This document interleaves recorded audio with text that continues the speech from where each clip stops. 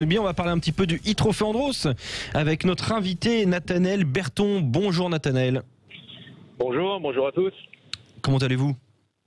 Eh ben ça va bien. Hein. Ça va bien avec la victoire et oui. maximum de points, c'est toujours bien de voilà, le retour dans la voiture se passe bien. Ah bah oui, victoire donc dans la course 2 devant Jean-Baptiste Dubourg qui a d'ailleurs été notre invité, je crois que c'était la semaine dernière ou il y a 2 semaines, et Nicolas Prost qui finit 3e avec votre i208. Vous êtes désormais 4e au général Nathanaël Berton, c'est l'étape, on le rappelle, hein, à Serre-Chevalier, celle-ci.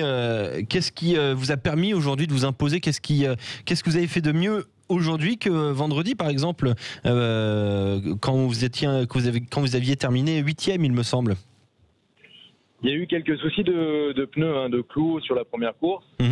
Et on a eu, on va dire, un petit peu plus de chance sur la deuxième, ce qui nous a permis de faire une très bonne course, une très bonne deuxième course. Ouais, cette piste de Serre-Chevalier, alors on avait eu sur notre antenne aussi, voilà, je le disais, Jean-Baptiste Dubourg, Yvon Muller, Aurélien Panis, depuis le début de la saison du e-Trophée Andros dont nous sommes partenaires. Qu'est-ce qui différencie, on va dire, cette piste de Serre-Chevalier des précédentes que vous aviez eues à Isola par exemple ou à Andorre? C'est un circuit un peu plus rapide où il faut rentrer vraiment avec beaucoup de vitesse dans les virages. Et c'est vrai que c'est un style de pilotage que j'aime bien. Voilà, c'est agressif. On a eu de la glace, une super glace pendant 2 jours. Et je pense que voilà, c'est une combinaison de choses, de détails qui nous ont souri sur cette course 2. Donc, non, très content pour moi, pour l'équipe évidemment, qui a beaucoup travaillé. Et puis voilà, on va se concentrer sur la prochaine maintenant. Oui, la prochaine, on en parlera dans un instant à Lens-en-Vercors. Petite question, quand vous dites arriver vite, un peu plus vite dans les virages, ça veut dire à combien? Parce que moi j'imagine 30-40, pas plus, hein, sur de la glace, mais je me trompe peut-être. Non, on dépasse plusieurs fois les 100 km/h, 100-110 km/h à Serre-Chevalier, et puis avec des épingles. Hein, donc on a un style de pilotage un peu particulier où il faut lancer la voiture et rentrer, on appelle ça rentrer un peu en marche arrière. Voilà. On touche pas au frein à main? Droit et très tôt. Non, on n'a pas de frein à main, on a des roues directrices qui nous aident à bien faire pivoter la voiture. Mais après, voilà, c'est des conduites sur glace un peu particulières et c'est vraiment très fun. Bah oui, ça a l'air en tout cas. Hein. Je regarde un petit peu votre palmarès, votre joli palmarès, hein, notamment en Formule Renault, en GP2 et même en WTCR, hein, avec un succès en 2020. Donc c'est très récent. En dehors de l'année, vous pilotez pas partout sur glace. Sinon, il faut faire un tour du monde pour à chaque fois être en rapport avec des conditions climatiques favorables. Vous êtes aussi surtout un pilote sur route, c'est ça? Et oui, pilote circuit, notamment aux 24 heures du Mans. Hein, cette année en LMP1 avec l'équipe Rebellion, et puis WTCR avec l'équipe Come to You, donc c'est Audi, des voitures Audi, voilà, pour le championnat du monde WTCR. Donc un petit peu occupé aussi pendant la période estivale, même si cette année c'était un peu particulier avec ce qu'on vit, le Covid et toutes les mesures qui s'en suivent. Vous attendez à quel genre de saison 2021 là? Peut-être que ça devait reprendre ou ça doit reprendre dans quelques semaines, mais il y a beaucoup d'incertitudes avec la crise sanitaire. Oui, des incertitudes. Est-ce qu'on reste en Europe? Est-ce qu'on voyage un petit peu dans le monde pour faire des courses? Ça sera à huis clos, hein, vraisemblablement. Mais on a connu ça cette année, donc c'est sûr que ça a un petit peu moins de charme. On aime bien partager ces moments-là avec le public, mais bon, ce sera encore, je pense, une saison un peu à huis clos, malheureusement. C'est une saison dans le monde entier, Nathanaël Berton? Oui, alors WTCR, donc c'est le championnat du monde Touring Car, et on va un petit peu sur tous les continents, normalement en temps normal. Et puis là, c'est vrai que ça sera un petit peu dicté par ce qui va se passer autour du Covid. Donc nous on fait au mieux. On essaye on vit en fait un petit peu dans une bulle, hein, comme le Trophée Andros. On est testé toutes les semaines. Notre bulle, et puis on essaie de faire attention à côté pour que tous les événements se passent bien et qu'il n'y ait pas trop de soucis sanitaires. Ah oui, effectivement. Alors là, vous êtes en voiture, hein, sur le retour donc de Serre-Chevalier. Vous allez directement à Lens-en-Vercors pour la prochaine étape? Non, je vais repasser par Clermont-Ferrand, hein, qui est là où j'habite. Et puis je vais passer quelques jours, un peu de prépa physique pour préparer la saison estivale. ça attaque assez tôt. Et puis Lens, il faudra y être vendredi, donc je vais partir, c'est pas très très loin, soit jeudi soir, soit vendredi matin. C'est quoi une prépa physique pour un pilote professionnel automobile? Ça ressemble à quoi? Pour ma part, c'est beaucoup de cardio. Je suis assez grand pour un pilote, je suis 1m88, donc il faut que je fasse attention à mon poids.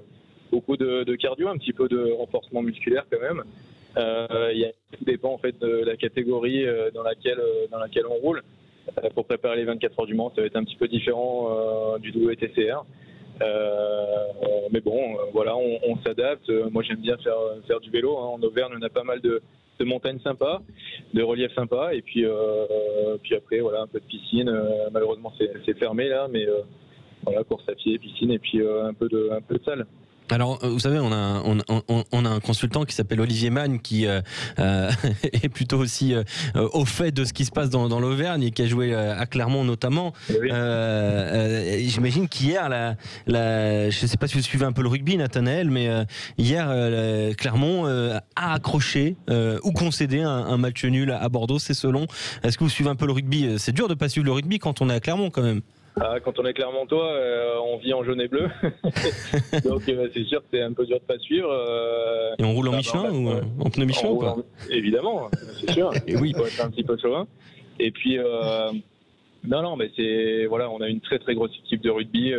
Ça a toujours été comme ça. Enfin, en tout cas, ça fait de nombreuses années. Et puis, évidemment, on est vraiment fiers de partager les valeurs du rugby. Clermontois, donc très content de ce score à Bordeaux. Olivier Magne, question d'Olivier Magne, grand pilote sur glace aussi, Olivier. Plus avec des skis, ouais. A priori. Mais... Non, pas de question particulière, Nathanaël. Après, voilà. Quand est-ce que se termine exactement la saison et combien d'étapes il reste sur le trophée Andros, Nathanaël? Alors là, il va rester 2 étapes. C'est un petit peu particulier cette année. Normalement, on finit toujours à Superbès, donc à la maison. Et puis là, bon, c'est vrai qu'à huis clos, c'est un petit peu compliqué, je crois, pour organiser à Superbès sans public. Donc on va finir à Val Thorens où il y aura 3 courses. Ça s'est jamais vu, 3 courses sur un même week-end.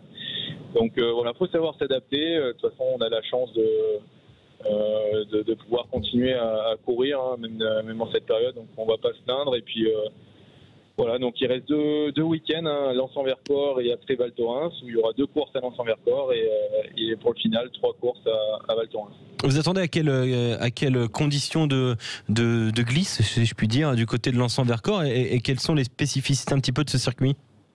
Lens-en-Vercors, c'est un circuit qui est assez bas en altitude. Souvent, il n'y a pas beaucoup de glace. C'est un circuit qui est aussi typé très pilotage circuit, donc en général ça me réussit bien Lens-en-Vercors.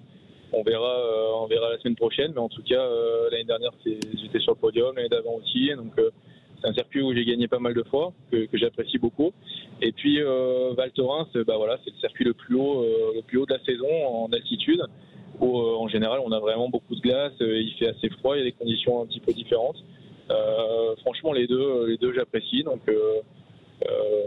c'est un décor un peu différent, mais voilà, de toute façon, nous quand on est au volant, on essaie de faire au maximum, il faut adapter un petit peu son pilotage et puis essayer de faire au mieux avec les conditions qu'on a. C'est sûr que sur le trophée Andros, il faut s'adapter très très rapidement parce que du manche à l'autre, c'est pas du tout le même circuit. Même si ça tourne dans le même sens, il n'y a pas le même grip, il y a des ornières qui se créent, il y a du goudron qui apparaît ou pas. C'est très technique et très formateur pour la saison estivale. Merci beaucoup Nathanaël Berton d'avoir été notre invité. Vous avez remporté hier la deuxième course de cette étape de Star Chevalier.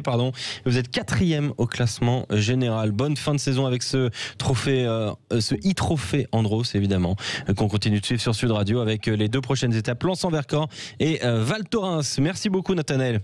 Merci à vous. Et bon dimanche évidemment sur Sud Radio aussi avec du rugby.